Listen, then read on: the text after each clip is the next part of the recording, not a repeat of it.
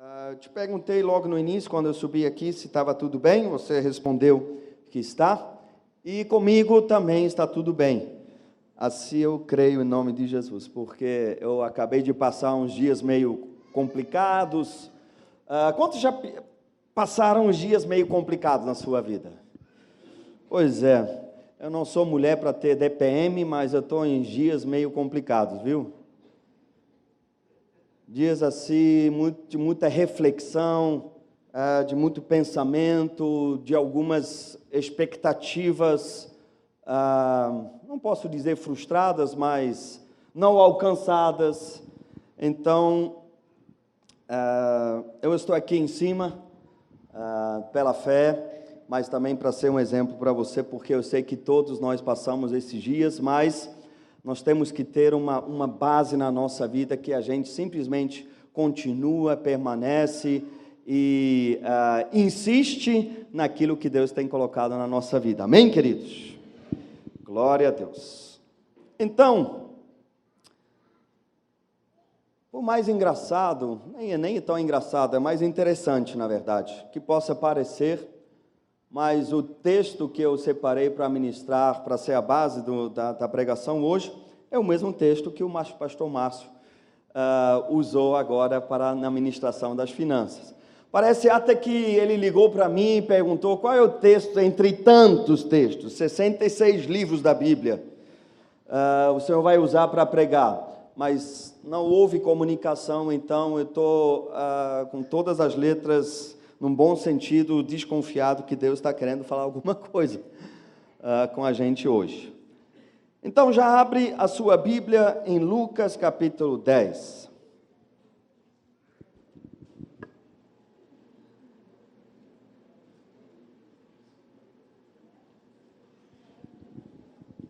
Enquanto você está abrindo lá, ainda está dando, eu acho que está alto esse retorno aqui, não sei, tá? Se puder secar ele um pouco. Queridos, outro dia eu li uma frase que melhorou, obrigado. Eu li uma frase que me impactou, e eu penso que ela precisa me acompanhar para o resto da minha vida. Não só porque eu sou pastor e eu prego, mas deve ser algo que deve gerar reflexão de todos nós. Não é uma frase bíblica, nós até publicamos ela no Facebook da nossa página da igreja, apesar que apenas 22 pessoas curtiram e apenas 200 e tantas pessoas viram, mas eu quero ler ela para você. Ela diz o seguinte: não há nada mais fácil do que proferir palavras. Não há nada mais difícil do que vivê-las dia após dia. Não há nada mais fácil do que proferir palavras. E não há nada mais difícil do que vivê-las dia após dia. Palavras, diz o ditado popular, o vento leva, não é verdade? Fazer um discurso bonito para sua esposa é fácil. Fazer um discurso de amor e de cuidado e de afeto para os seus filhos é muito fácil. Viver isso no seu dia a dia não é tão fácil assim, aliás, é muito difícil. Fazer promessas bonitas para Deus, expressar palavras bonitas para Deus, é fácil. Viver essas promessas no nosso dia a dia é difícil. E eu creio que esse texto de Lucas capítulo 10, ele trata um pouco disso. Vamos ler novamente. O pastor Márcio leu numa versão, eu creio que foi a revista atualizada ou corrigida, né? Atualizada. Eu vou ler agora o mesmo texto na nova versão internacional. Lucas capítulo 10, versículo 25. Certa ocasião, um perito na lei levantou-se para pôr Jesus à prova e lhe perguntou: Mestre, o que preciso fazer para herdar a vida eterna? O que está escrito na lei? Respondeu Jesus. Como você a lê? Ele respondeu: ame o Senhor seu Deus de todo o seu coração, de toda a sua alma, de todas as suas forças e de todo o seu entendimento. E ame o seu próximo como a si mesmo. Disse Jesus: você respondeu corretamente. Faça isso e viverás. Mas ele, querendo justificar-se, perguntou a Jesus: e quem é o meu próximo? Então vamos dar uma parada aqui.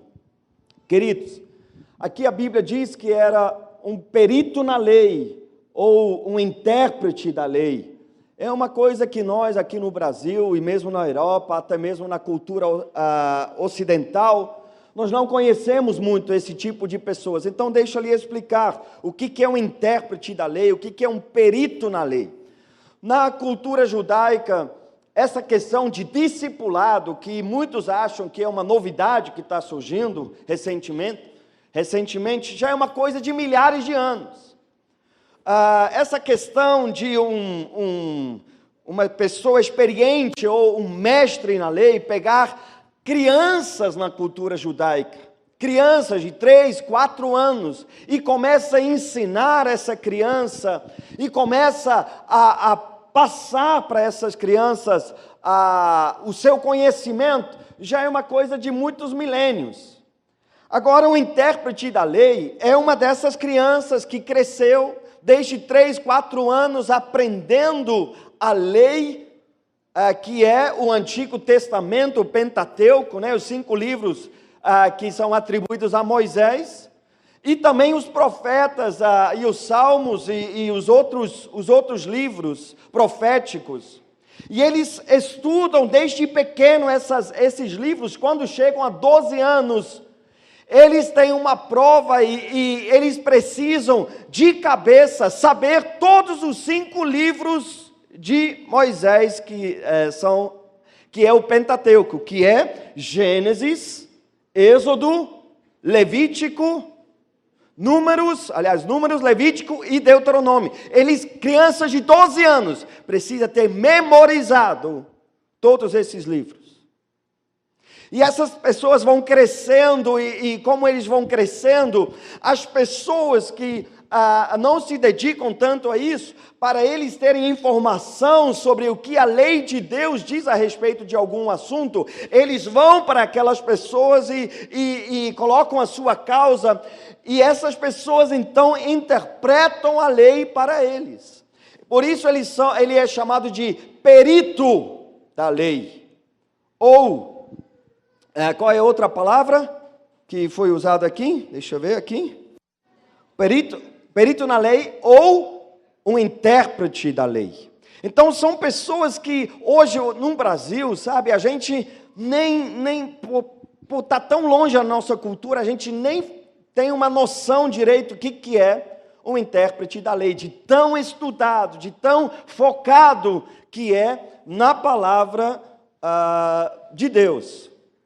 E uma dessas pessoas chega para Jesus, e a Bíblia é interessante, que normalmente ela não declara essas coisas sobre a motivação do coração da pessoa, mas ali, nesse texto, ela deixa bem claro qual foi a motivação do coração daquele homem de chegar para Jesus e fazer uma pergunta. Até que a pergunta é muito bonita, não é verdade? Ele perguntou: o que eu tenho que fazer para herdar a vida eterna? Quantos gostariam que mais pessoas fizessem essa pergunta para você?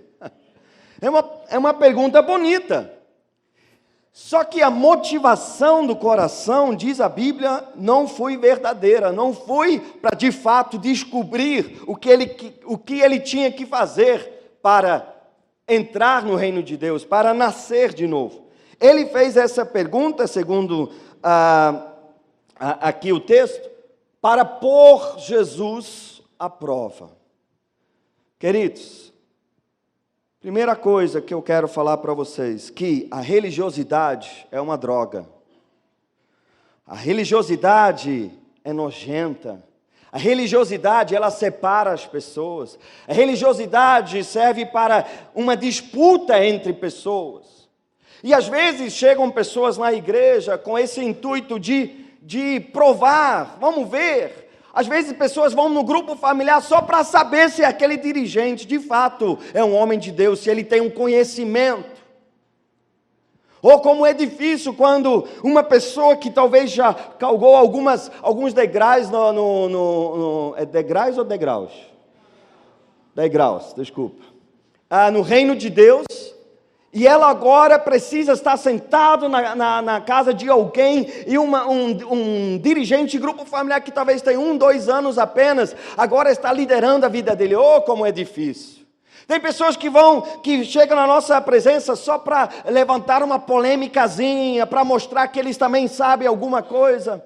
Foi o que aconteceu com esse perito da lei. Mas, graças a Deus, bem no linguajar popular, Jesus sacou a jogada. E o Espírito Santo que estava sobre Jesus, ele também está sobre a sua vida, e você também vai sacar a jogada em nome de Jesus. Tem pessoas que se aproximam de nós só para levantar polêmica.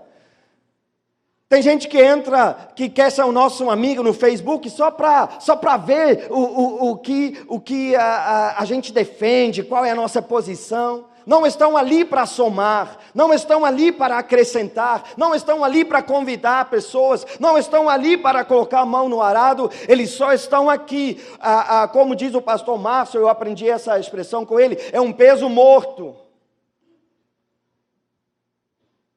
Tem pessoas que sabem, a única coisa que eles fazem é criticar, nunca fazem nada, mas coloca o dedo no nariz de todo mundo que está tentando, na melhores das intenções, fazer alguma coisa. Mas, olha só a resposta, o que Jesus fez com esse camarada, porque ele sabia da motivação do coração. Fala para a pessoa que está ao seu lado, Jesus conhece a motivação do teu coração. Ainda bem, porque o ser humano vê o que está diante dos olhos, mas Deus vê o coração, aleluia, glória a Deus. Deus vê o coração. Mestre, o que farei para herdar a vida eterna? Oh, maravilha! Jesus faz algumas perguntas para ele, esse perito na lei, esse intérprete da lei, ele dá uma resposta, nota 10. Ele acerta na mosca a resposta. Se ele tivesse sentado numa prova dentro de um seminário bíblico, teológico, ele seria aprovado e receberia um diploma de teólogo, porque a resposta foi exatamente aquilo que Jesus já tinha afirmado em Mateus capítulo 22, no versículo 34 a 40, quando fizeram essa pergunta para Jesus. Não, eu sei, essa aí é fácil, essa aí é tranquilo. Amar o seu Deus de todo o seu coração, de todo o seu entendimento, com todas as suas forças, e o seu próximo com a si mesmo. E Jesus falou assim, você é o cara, você sabe muito. Aí veio uma frase que completamente desmontou esse camarada. Jesus fala para ele, deixa usar as palavras aqui. Você respondeu corretamente 4 palavras, deixa fazer as contas aqui. 1, 2, 3, 4, 5, 6, 7, 8, 9, 10, 11, 12, 13, 14, 15 letras que desmontaram esse camarada. Sabe o que Jesus falou para ele? Faça isso e viverás. Porque, queridos, tem tanta gente que está cheio de teoria por aí, não é verdade? Tem tanta gente que sabe tudo, sabe como tem que ser feito, sabe como tem que ser administrada uma igreja, sabe como se leva um grupo familiar a crescer, sabe como se faz uma reunião de setor, sabe um monte de coisa, sabe como se escolhe entre 200 milhões de brasileiros, 11 para jogar num gramado.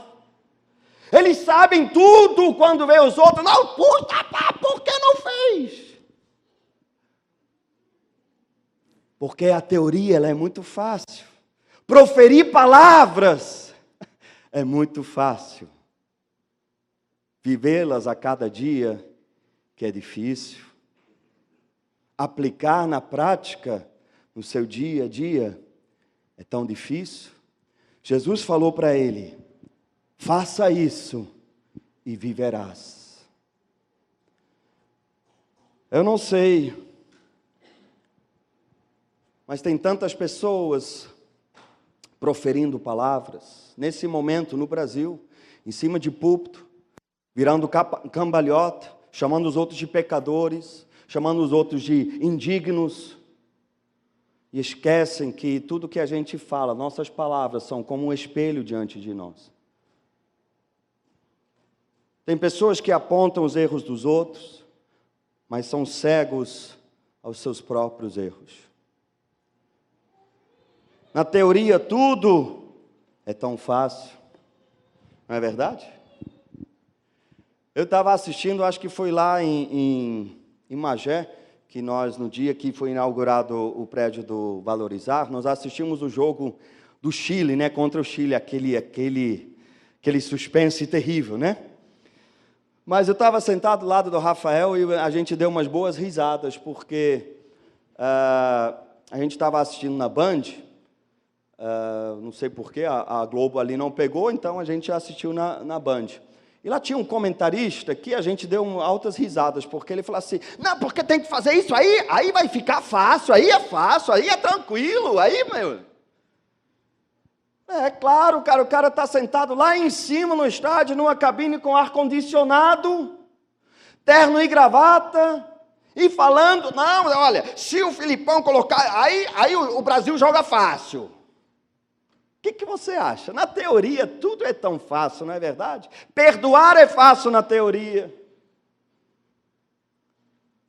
Ter fé é fácil na teoria. Permanecer firme na fé, na teoria, é uma maravilha. O difícil é viver isso no seu dia a dia. Mas é possível, viu? Em nome de Jesus. Eu aprendi uma coisa. É melhor saber pouco e viver o que se sabe do que saber muito e não viver o que se sabe. Às vezes tem pessoas que me procuram e falam assim: pastor, eu quero fazer seminário. Falei: que bom, glória a Deus. Eu penso isso mesmo, é bom. Aí eu pergunto: por quê? Porque eu quero conhecer mais de Deus. Falei: olha, faça tudo na sua vida para conhecer mais a Deus, mas não faça seminário. Você vai receber um monte de informação. Queridos, deixa eu lhe explicar, aliás, falar umas experiências que eu estou tendo. Eu estou conversando recentemente com professores de seminários, de denominações tradicionais no Brasil, professores de seminário, de escatologia, de não sei, tem até nomes que eu nem sei o que significa. Mas que estão chorando diante de mim, porque, pastor Ralph, eu jogo tudo isso para o alto, para ver minha igreja crescer. Sabe por quê? A teoria em si, ela não tem substância. Ela é muito boa, eu estou aprendendo tudo isso. Eu ainda vou me tornar teólogo, precisa que isso aconteça. Eu fiz um seminário de 3 anos, mas eu não sou reconhecido pelo MEC, né, chama? Mas, queridos, o que adianta a teoria, se com 15 letras a nossa vida é quebrada, a nossa caminhada é questionada? Quando Jesus chega para nós: muito bem, todo esse conhecimento tão poderoso que você tem, faça isso e viverás. Eu nunca mais vou me esquecer de uma cena na minha casa, na minha sala, que nós estávamos aconselhando um casal que estava a ponto de separação. O nosso sofá era bem largo e um estava sentado a cada ponta. E até inclinado para fora ainda, assim, para ficar bem longe um do outro. Aí a gente perguntou assim: e aí, o que houve? Aí, como é de costume, a mulher começou a falar. Entregou a situação. Porque o marido se deixar, ele falou: nada, está tudo tranquilo. Aí ela começou. Aí virei para o marido e falei, e aí, vamos lá, réplica. Vamos lá, tréplica. Fiquei uns 45 minutos, assim, no ping-pong. Aí, nas maiores das intenções de ajudar esse casal a não se separar, a não... Mais 3 filhos precisam crescer sem os pais dentro de casa. Um dos pais dentro de casa. Eu também falei, usei toda a minha experiência, contei alguns testemunhos pessoais.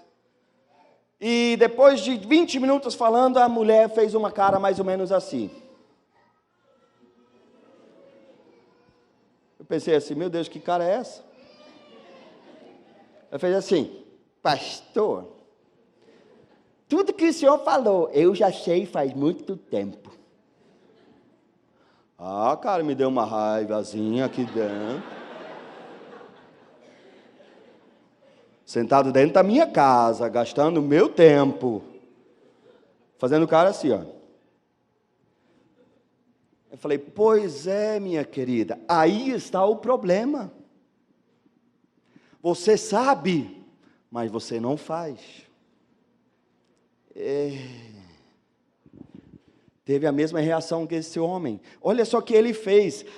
Interessante, esse camarada deve ter tido as emoções à flor da pele, porque ela de novo demonstra uma atitude interior. A palavra nos fala de algo que só aconteceu dentro dele, mas eu não sei se esse camarada era muito, sanguíneo, ele mostrava logo as emoções, porque aqui a Bíblia diz, no versículo 29, que ele fez uma pergunta, mas ela de novo fala sobre a motivação do coração, porque ele fez essa pergunta.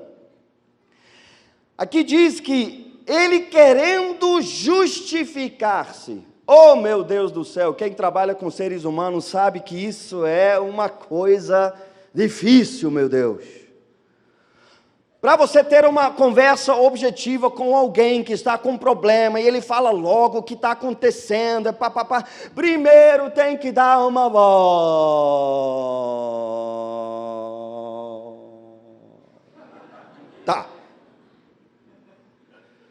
Eu já dou glória a Deus se essa volta toda acontece numa conversa só. Mas tem gente que dá uma volta de 2 anos, querendo justificar-se. Justificar-se. Não, pastor, eu estou desse jeito, por causa de... Não. Sim, querido. Não, mas... E olha como essa resposta que esse camarada deu é a coisa mais ridícula que eu já vi na Bíblia. Um perito da lei. O que você acharia de um professor universitário que forma especialistas em cardiologia, que faz transplante de coração, te perguntar, quem é o meu próximo? Pergunta a pessoa que está ao seu lado, quem é o meu próximo? Responde para a pessoa que está ao seu lado, sou eu. Um perito, que vergonha, que é isso? Um perito da lei fazer, mas quem é o meu próximo? Se eu vou agora descer aqui aquela rampa, vou numa sala das crianças de 4 anos e eu pergunto assim, querido, deixa eu fazer uma pergunta difícil, viu? Quem é o seu próximo agora aqui? A criança vai olhar para mim e falar, hein? Ô pastor, tá doido, é? Aqui, ó. Sim ou não? Gente, de vez em quando a gente ouve umas justificativas tão ridículas. Ah, pastor, eu não fui porque o vento estava a 6 quilômetros por hora. E está ventando. Não dá para fazer a obra de Deus. Meu irmão, se você só fizer a obra de Deus quando não estiver ventando em Cabo Frio, aquele abraço. Tem gente... Não, eu não fui porque eu não tive não tenho um sapato. Quantos maridos já ouviram da sua esposa que não tem sapato? É porque, queridos, eu tenho uma certa falha assim, porque eu sou gringo, eu estava aprendendo português ainda. Quando a minha esposa, a primeira vez, falou para mim, eu não tenho um sapato, eu falei, rapaz, será que eu não estou entendendo direito o que ela está falando? E eu, na maior inocência mesmo, porque eu pensei, rapaz, eu acho que eu estou confundindo as palavras, eu fui lá no armário, abri o armário. E 1, 2, 3, 4, 5, 6, 7.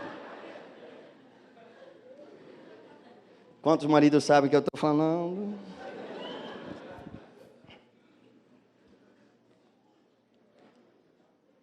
Mas quantos já ouviram uma desculpa mais ou menos dessa? Eu não fui porque eu não tenho sapato. Quantos já ouviram?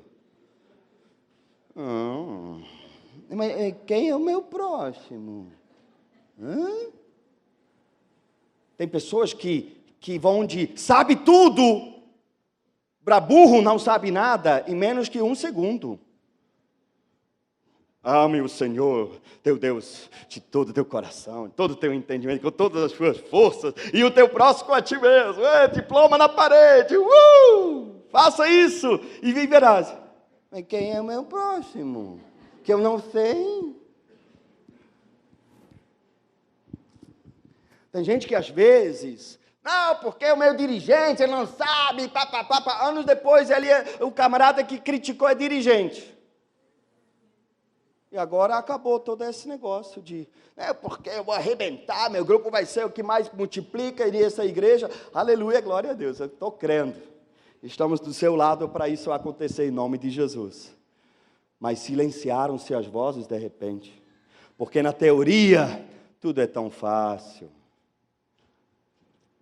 Faze isto e viverás. Queridos, a pergunta era sobre salvação, viu? O que eu faço para herdar a vida eterna? A pergunta é sobre salvação. Jesus está condicionando a salvação à prática da palavra de Deus. Você está entendendo isso?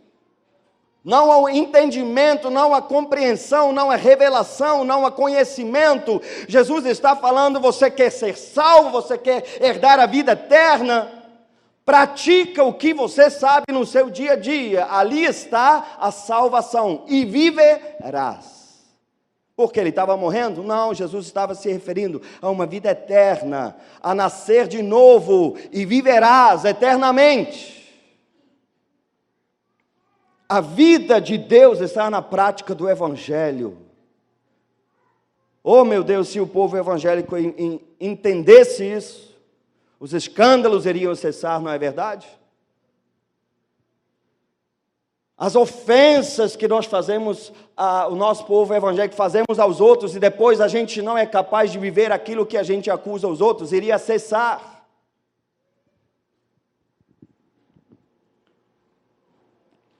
Ele queria se justificar.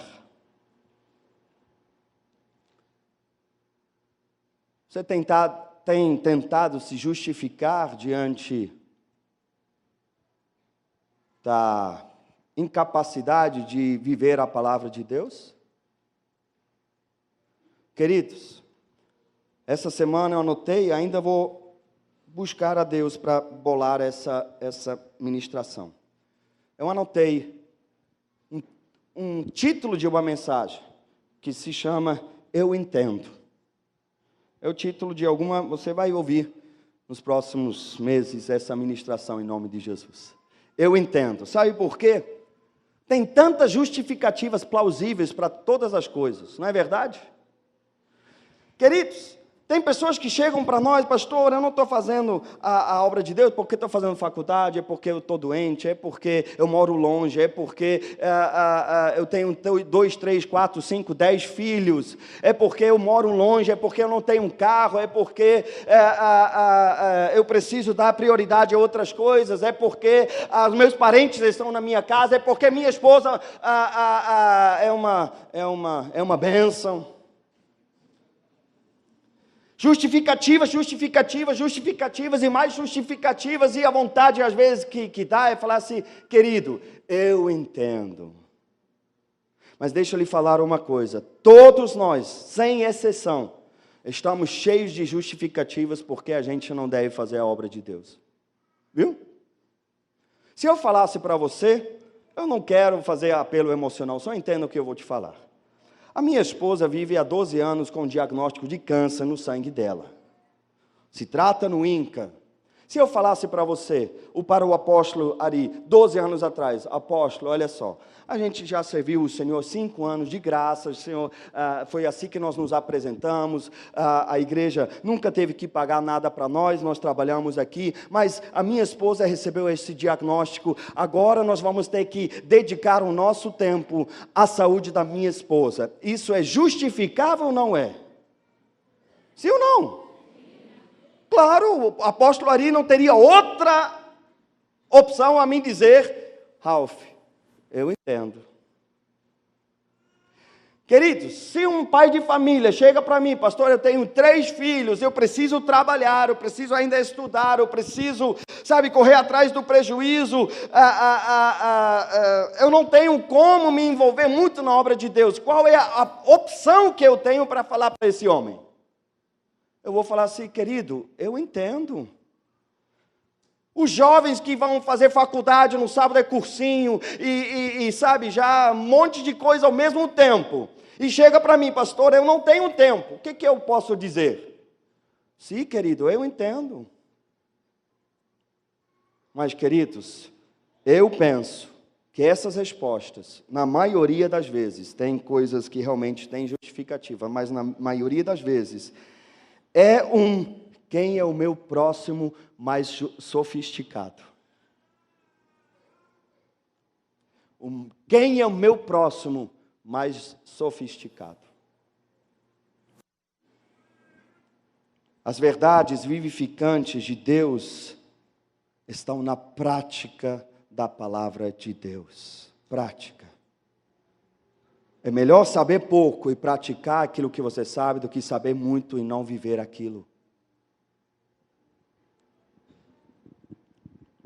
Eu acho impressionante, eu fico impressionado com pessoas que têm tão pouco tempo com Jesus, estão disparando igual um foguete na presença de Deus, porque estão sabendo tão pouco ainda. Meu Deus, você lembra quando você tinha poucos meses de evangélico? De crente, de cristão? Eu era muito infantil. Quantos eram muito infantis quando você se converteu? Eu era muito infantil. Eu não tinha um conhecimento, claro, 26 anos depois, eu cresci, graças a Deus, espiritualmente. Apesar que tem pessoas que 26 anos depois não cresceram nada. Mas pessoas que o pouco que eles sabem, eles colocam em prática. Eles ouvem uma coisa, já colocam em prática. E ouvem outra coisa, colocam em prática. E ouvem outra coisa, colocam em prática. E a vida deles está decolando. Aleluia, glória a Deus. Agora, é impressionante do mesmo jeito, pessoas que estão ouvindo, e pastor Arão vem e vai, e pastor Walter vem e vai, e outros vêm e vão, e nada muda. Apesar que estão ouvindo. E um dia vão falar para essas pessoas e outros mais, pastor, o que o senhor está falando aí, já sei há muito tempo, fala uma coisa nova aí. Deus só vai liberar coisas novas quando nós estamos praticando aquilo que a gente já sabe. Agora, olha só que coisa interessante, pastor Márcio já leu, nós vamos ler de novo.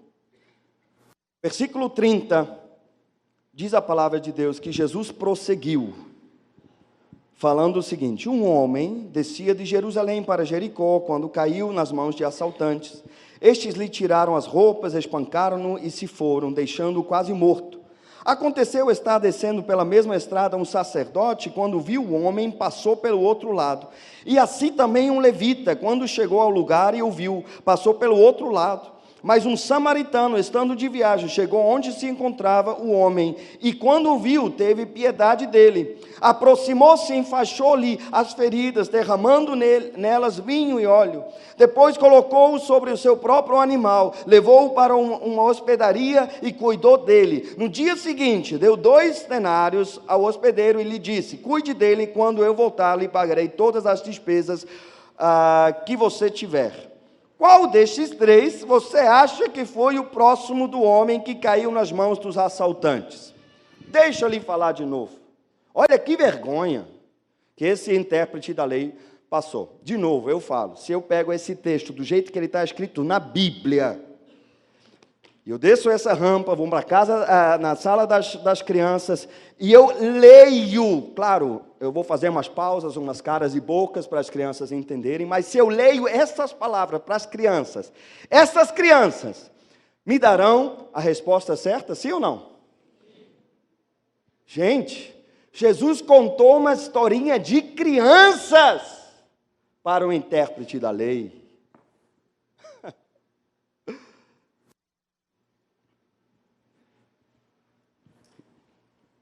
Você sabe que o apóstolo Ari Caetano, ele já teve que contar historinhas de criança para mim? Graças a Deus, recentemente, nem mais tanto, mas já contou muita historinha de criança. Sabe, uma história que desde o início você já sabe qual é a resposta no final. Isso é história de criança, que você não precisa nem pensar muito, você já sabe o que vai responder. Mas enquanto a pessoa está contando, você vai caindo em si e fala, rapaz, já estou passando vergonha aqui, meu Deus. Agora deixa eu lhe falar, às vezes eu tenho que contar historinha de criança para algumas pessoas. Eu não tenho maior dificuldade nisso. Quando é um novo convertido, a gente fala das coisas, do perdão, da fé, da esperança, de todas as coisas básicas de uma vida cristã. Mas eu penso que é tão vergonhoso quando a gente chega para uma pessoa que é um perito na lei, que é um perito na visão do MDA, que anda com a gente faz anos, e a gente vai ter que voltar aos princípios elementares da fé, e contar historinha de criança. Quantos já precisavam contar história de criança nos seus discipulados aí para os seus discípulos? Não levanta a mão, porque seu discípulo está aí nesse salão. Mas, queridos, um dia, porque deixa eu lhe falar uma coisa, quando eu prego aqui é porque é algo que Deus já falou comigo. Quando Deus falou comigo, o que eu estou falando agora para vocês, eu passei vergonha. Eu fiz uma oração a Deus, sincera, falei para Deus, Deus, chega de contar historinhas de criança para mim. Eu quero chegar em outros níveis. Eu quero avançar, eu quero crescer como pessoa. Quando eu sou ofendido, eu não quero ficar magoadinho, mas não gostei. Isso é coisa de jardim de infância. Quando é para perdoar, eu quero logo perdoar como Jesus me perdoou. Eu não quero estar cheio de conhecimento e não praticar. Eu quero estar cheio da prática daquilo que eu já sei. Quando eu senti Deus puxando, sabe, me puxando para mais perto dele, falei, Ralph, olha, eu tenho mais para você do que historinha de jardim de infância. Eu falei, Senhor, eu quero histórias de adulto. Eu quero chegar a um nível mais profundo. Eu quero chegar em outros níveis, onde o Senhor pode me revelar os segredos, as coisas escondidas no teu coração. Quando está entendendo o que eu estou falando? Então, eu estou falando de um momento que eu senti Deus falando comigo, e hoje eu estou falando para você. Eu não estou chamando a atenção de vocês, eu estou compartilhando algo que aconteceu na minha vida, que eu vejo tem acontecido na vida de outras pessoas. Sabe, o sacerdote passou, o levita passou, desse camarada que foi assaltado, nenhum deles se compadeceu. Porque talvez eles estavam apressados, porque estavam na escala do louvor, né, o levita, e não estava com tempo de dar atenção. O outro talvez estava escalado para ministrar a palavra, o grande sacerdote, de trazer um sacrifício perante o Senhor. E não teve tempo de se compadecer do outro. Eu penso o seguinte, graças a Deus, o MDA, eu não falo muito no MDA no domingo à noite, mas hoje eu falo, o MDA tem nos ajudado a sair da teoria e partir para a prática. Eu quero dar os parabéns para todos vocês, que semanas criativas poderosas que nós tivemos essa semana. Glória a Deus. Que bênção, viu? Você está ficando um perito aí em Semana Criativa. Foi muito legal no WhatsApp, no Facebook, está pipocando fotos, muita gente, glória a Deus. Que bênção. Então, o MDA tem nos ajudado de sair da teoria e partir para a prática. Fazer de fato uma coisa, de ganhar de fato pessoas para Jesus. Mas sabia que isso tem sido um problema na igreja evangélica? É muita teoria e é pouca prática. Por que, pastor, o senhor está falando isso? Imagina o Brasil. Imagina o Brasil com quase 50 milhões de evangélicos, as pessoas saindo da teoria e praticando aquilo que eles sabem. Você consegue sonhar com isso? Eu sonho com isso. O que você acha que iria acontecer na área moral do Brasil?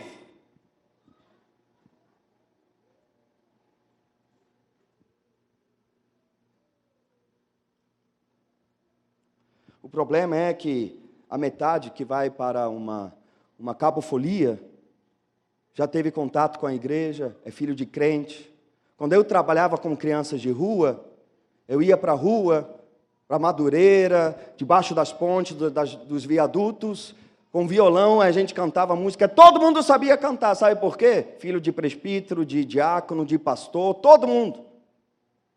Você já viu esses vídeos na internet, com uma irmã ali do fogo, vai para um baile funk, para o baile funk, começa a cantar louvor, e todo mundo começa a levantar as mãos e adorar? Quantos já viram esses vídeos? E todas as tchutchucas, de repente, viram adoradoras. É muita teoria, é pouca prática.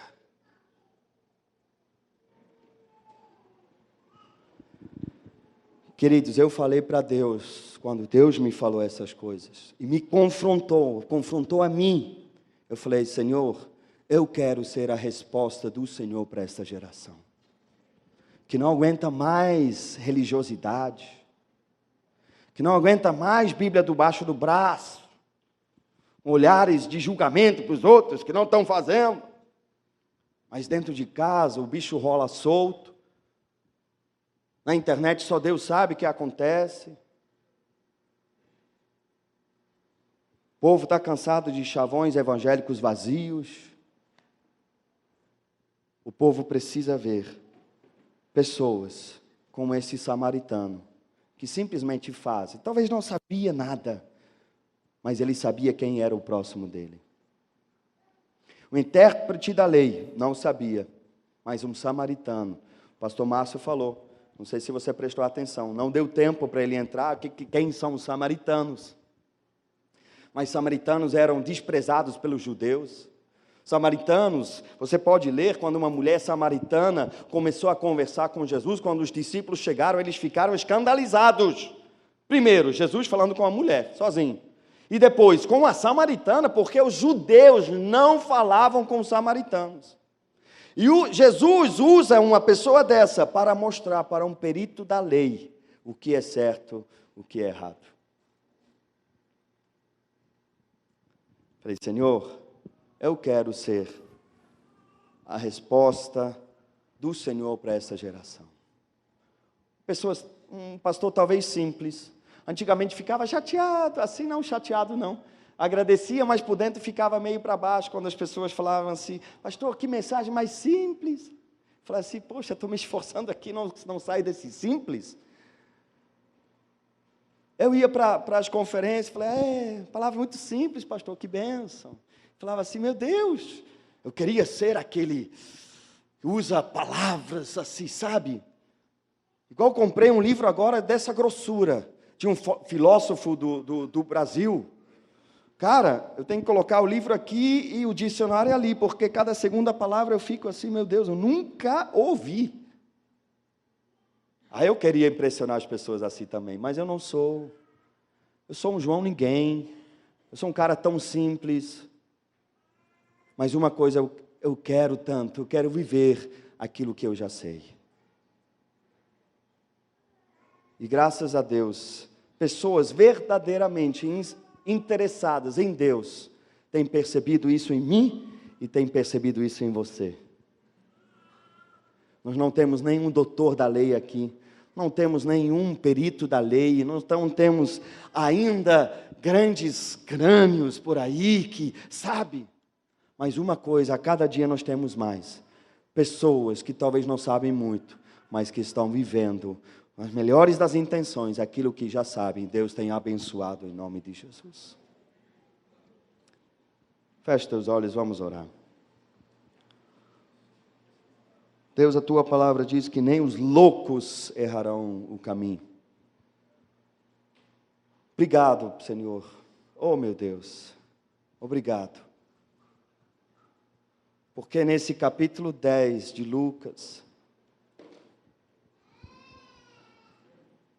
Senhor, um pouco antes nós podemos ler que seus discípulos voltaram cheios de alegria, porque o poder de Deus tinha fluído através da vida dele, demônios tinham se submetido a eles pregavam o evangelho, pessoas foram curadas por eles.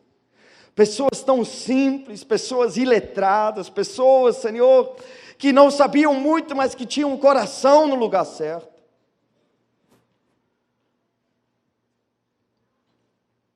E, Senhor, a tua palavra diz nesse texto, um pouco antes, que o Senhor exultou no Espírito e começou a te agradecer, porque o Senhor de propósito ocultou estas coisas aos sábios, às pessoas que acham que são alguma coisa, porque isso te agrada, usar pessoas simples como nós, samaritanos, para confundir as pessoas que acham que são alguma coisa. Eu quero te agradecer por cada dirigente de grupo familiar, Senhor. Pessoas muitas vezes tão simples, poucos têm, talvez nenhum tenha doutorado, Senhor. Mas pessoas que estão sendo usadas para abençoar outras pessoas, para cuidar de pessoas que foram assaltadas, que estão semi-mortas, lançados à própria sorte. Isso tem agradado o teu coração, pessoas que talvez não sabem muito, mas pelo menos sabem quem é o seu próximo, pelo menos sabem, têm consciência quem é o seu próximo, meu Deus, que o Evangelho é hoje, aqui, agora,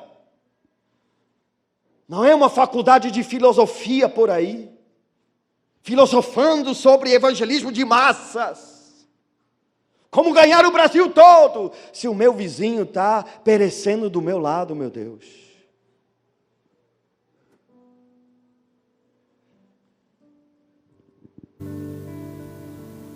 Senhor, nós queremos ser simples, nós queremos entender o Evangelho de uma forma simples. Se a tua palavra diz, se nós não perdoamos como o Senhor nos perdoou, também não seremos perdoados. Senhor, eu quero perdoar antes de ser ofendido. Já dou um certificado para todo mundo. Você está perdoando antes de me ofender.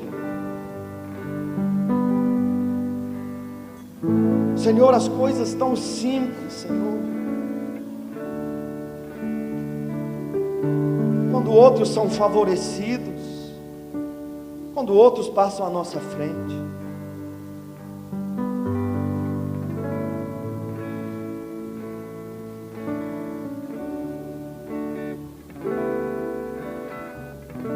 Senhor, eu te agradeço, porque o Senhor comeu com pecadores, o Senhor perdoou uma mulher apanhada em adultério na hora,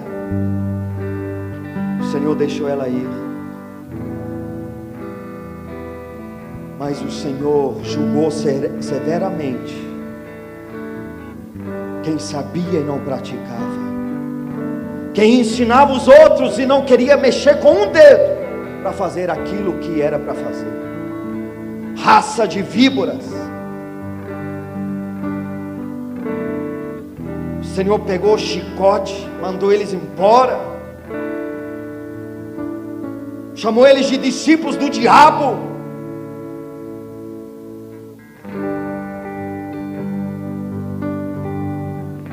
Senhor, nos ajuda de nos mantermos tão simples, Senhor. Tão simples.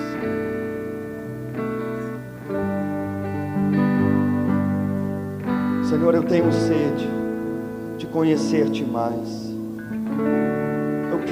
Eu gosto de conhecimento. Eu gosto de ler. Eu gosto de aprender.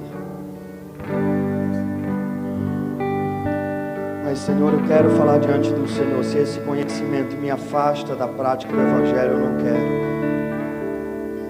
Eu quero aprender muito. Quero crescer muito como líder, como cristão, como pastor, como marido. Mas eu quero praticar aquilo que eu já sei. Eu quero praticar aquilo que ensino os meus discípulos. Porque na teoria tudo é tão fácil, proferir palavras é tão fácil. Vivê-las, Senhor, no nosso dia a dia é tão difícil. Nos ajuda. Sermos autênticos cristãos, porque a natureza toda, a criação toda aguarda ardentemente a manifestação dos filhos de Deus.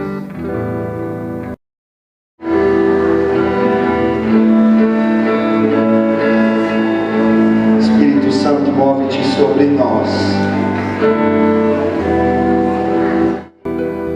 Eu creio que esse homem foi tão convencido por essas palavras tão simples.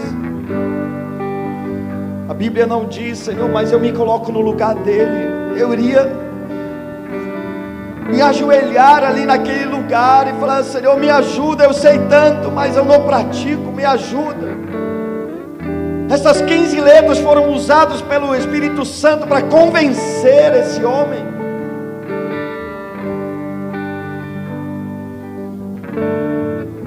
O teu Espírito Santo tem poder para isso, para vivificar as letras dentro de nós. Faz isso também, Senhor, em nós, Espírito Santo.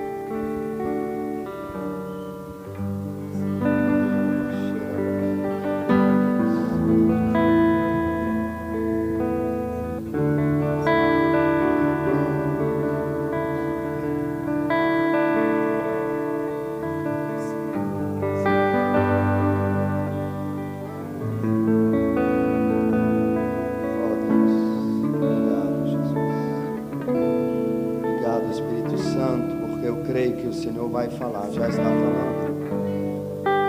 Vai falar durante a semana nos grupos familiares. O Senhor vai falar nos discipulados.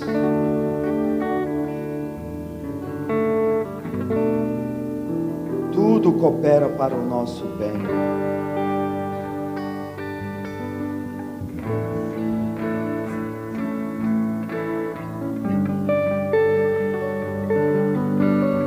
Querido, com seus olhos fechados, quando Deus falou comigo a respeito dessas coisas,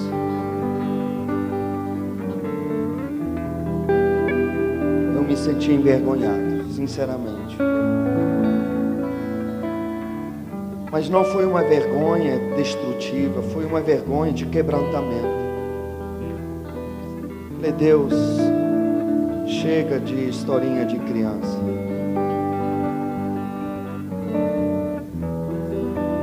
Magoei, eu não quero, ele é feio. Senhor, chega de historinha de jardim de infância na minha vida. Eu quero crescer, eu quero me tornar um varão, a imagem e semelhança de Cristo a cada dia mais. Eu sei que um dia eu serei glorificado, esse dia virá. Eu sei que enquanto eu estou aqui, esse processo ele continua e continua. Nenhum de nós é perfeito. Mas eu sei que o teu poder se aperfeiçoa na nossa fraqueza. Tira a meninice da nossa vida, Senhor. Senhor, eu quero orar pelos dirigentes, discipuladores, pelos supervisores de setor, supervisores de área, pastores. Nos ajuda de acompanhar o nível, Senhor, da nossa liderança.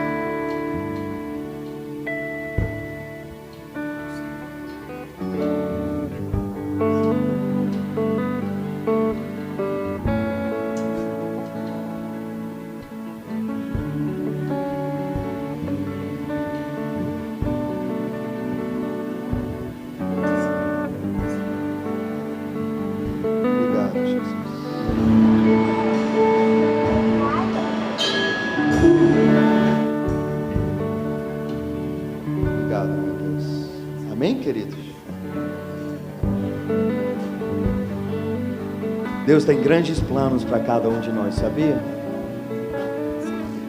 Deus nos dá essas puxadas de orelha para a gente voar na presença dEle. Ele me deu essa puxada de orelha porque o chamado de Deus na minha vida é muito grande, e o chamado de Deus na sua vida também é muito grande. O menor virá a ser mil e o maior uma nação inteira. Mas do jeito que eu estou, mas não vou ficar. Não dá para Ele entregar coisas maiores. Nós estamos em obras a cada dia, e nós vamos longe em nome de Jesus. Desde quando Deus vem e fala para os filhos, senta aqui. Você já não é mais uma criança, você já é um rapazinho. Aprende a lidar com as coisas, com as ofensas. Seja mais maduro. Quantos querem chegar na maioridade espiritual aqui? Eu também quero, em nome de Jesus.